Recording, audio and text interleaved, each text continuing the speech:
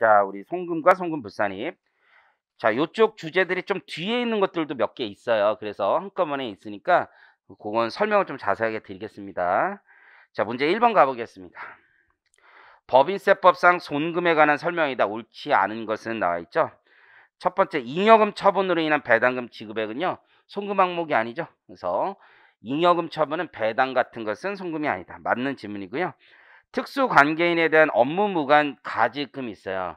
이 업무무관 가지금 대손 처리가 안 되죠. 그렇죠? 그래서 송금 인정이 안 되니까 이 채권을 팔아버릴 수도 있죠. 내가 10억을 빌려준데 요거 500원에 사가. 그리고 9억 9,999만 9,500원을 송금 인정한다. 그건 안 되는 거죠. 그래서 처분 손실도 마찬가지로 송금 인정해주지 않아요. 자본거래에 해당하는 감자 차손도 송금이 아니고요. 내국법인이 보유하고 있는 채권이 상법상 소멸시효 완성으로 인해서 소멸된 경우에는 해당 법인의 대송금은 그 사유가 발생하여 손금이 계상한 날이 속하는 사업연도에 송금 산입한다. 이것도 답이 아니죠. 이게 X가 되겠죠. 정답이 되겠죠. 왜냐하면 소멸시효 완성으로 인한 것은 신고조정 사항이잖아요. 근데 거기 표현 자체가 손금으로 계상한 날이 속하는 사업연도. 요건 결산조정 사항이라는 문구가 되는 거잖아요.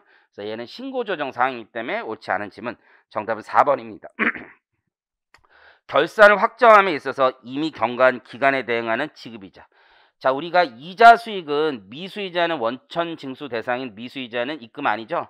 나중에 실제로 수령할 때 입금이라고 말씀드렸어요.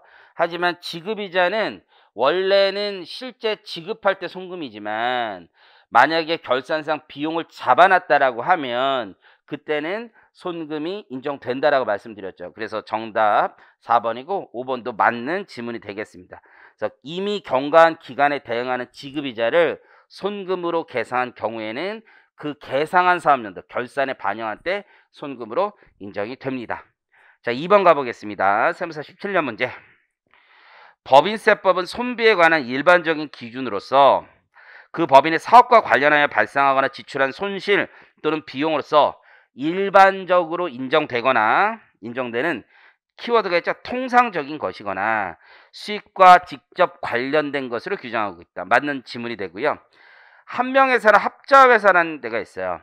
여기 노무출자사원은 노무로 출자한 거죠. 그럼 보수를 받는다면 그 출자금에 대한 대가를 받는 거죠. 일종의 잉여금 처분과 마찬가지가 됩니다. 그래서 노무출자사원에게 지급하는 보수는 인건비가 아닙니다. 그래서 손금에 산입하지 않습니다. 이해하시겠죠? 그래서 합자 한명회사 뭐 이런 얘기 많이 들어봤죠? 그래서 법무법인 이런 데가 한명회사가 많아요. 한명회사. 합자회사는 PEF라고 해가지고 동업기업 이런 애들이 많고 그냥 인생 상식으로. 세 번째, 내국법인이 임직원과 성과 산정 지표 및 그 목표 성과의 측정 및 배분 방법 등에 관하여 사전에 서면으로 약정하고 이에 따라 임직원에게 지급하는 성과 배분 상여금은 이익 처분에 의해 지급하는 경우에도 손금에 산입한다. 틀렸죠? 이익 처분에 의해서 지급하는 것은 잉여금 처분은 안 돼요. 손금으로. 그래서 X가 되고 정답은 3번 됩니다. 근로자 퇴직 보장법에 따른 퇴직급여 중간정산을 현실적 퇴직으로 보아 손금에 산입하는 경우, 자, 이게 무슨 얘기냐? 우리가 중간정산하는 거 원칙적으로 인정이 안 되지만 근로자 퇴직 보장에 관한 법률에 따라 중간정산을 해주면 인정이 돼요. 송금으로 인정이 돼요. 즉 비현실적인 퇴직으로 보지 않는다는 얘기예요. 우리가 현실적으로 퇴직하지 않아도 돈을 지급해줬다. 그건 업무무관 가지금으로 보는 거잖아요. 그렇게 보지 않고 그냥 송금으로만 인정해줘요. 근데 이제 문제는 뭐냐면 이 사람이 10년을 다녔는데 중간정산을 한 6년째 했어요.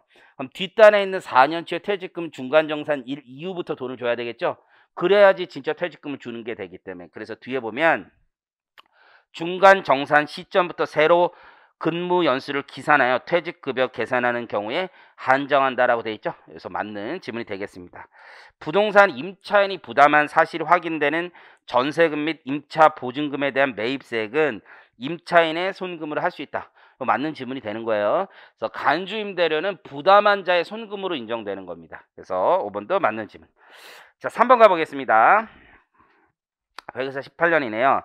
자, 법인이 출자 임원, 지배주주와 특수관계 있는 자에 지급한 여비, 여비 또는 교육훈련비는 업무와 관련된 지출이라 하더라도 전액 송금 불산입한다. 자, 보세요. 이 사람이 순수한 출자자는 아니죠. 그리고 임원이죠. 임원. 임원이면 자기 지분 가지고 있어도 출장 다닐 수 있잖아요. 업무 관련성이 있다라면 인정이 돼야 되는 거예요. 그래서 업무 관련성이 없다. 업무 관련성이 있더라도 송금 불산입한다는 말은 옳지 않은 거죠. 그래서 X가 되고요.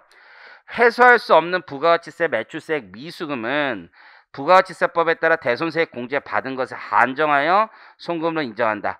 X죠. 부가가치세법에 따라 매입세 공제 대손세액 공제 받지 않은 것에 한하여 송금으로 인정하는 거죠. 받은 것이 아니라. 비출자 공동사업자입니다. 같이 출자를 하지 않았고요.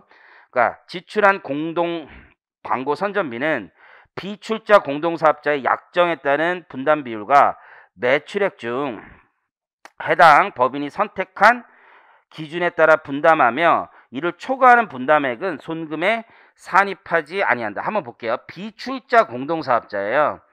그런데 이 경우 지금 이 사람들이 특수관계가 있는지 없는지 모르잖아요. 지금 지문에서 특수관계인이 있는지 없는지가 안 나와 있단 말이에요. 그러니까 what if 만약에 특수관계인이라면 어떻게 할 거냐 이 지문이 없어요. 그래서 약간 애매한 지문인데 옳지는 않은 지문입니다. 지금 이해하시겠죠? 다시 한번 읽어볼게요. 비출자 공동사업자가 지출한 공동 광고 선전비는 비출자 사업자 사이의 약정에 따른 분담 비율과 매출액 중 해당 법인이 선택한 기준에 따라 분담하면 이 말이 틀린 거라고요. 즉 비출자 사업자인데 특수관계인이 아니라면 매출액 약정에 따라 하겠지만 특수관계인이라면 법정 비율에 따라 해야 되는 거죠. 그래서 섞여 있는 지문으로서 옳지 않습니다.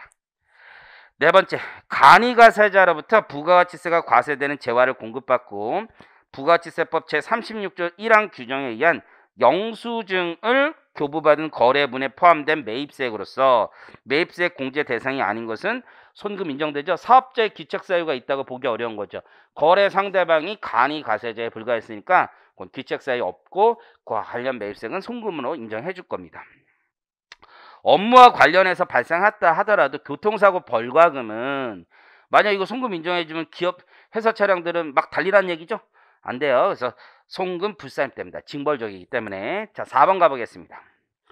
법인세법상 특수관계인이 아니고 출자에 의해 공동사업을 영위하지 않는, 자, 특수관계인도 아니고 출자에 의해서 공동사업도 영위하지 않아요. 그러면 지금 공동으로 사업개발비 1억 원을 부담했는데 이 분담 비율은 뭐에 따라 하는 게 가장 합리적인 거예요? 약정에 따라 하면 되겠죠? 이해하셨죠? 출자를 같이 한 것도 아니고 특수관계인도 아니니까. 그럼 거의 표에서 보시는 것처럼 약정 분담 비율이 제시가 되어 있어요. 그러면 갑법인은 40%를 내면 되고 을법인은 60% 내면 되는 거죠. 또 오른쪽 끝에 가보면. 근데 실제 분담액은 얼마입니까? 갑법인은 5,100만 원을 부담했고 을법인은 4,900만 원을 부담했잖아요. 갑법인은 4천만 원만 부담하면 되는데 5,100만 원을 부담했으니까 1,100만 원을 더 부담한 거고 을법인은 1,100만 원을 덜 부담한 게 되죠.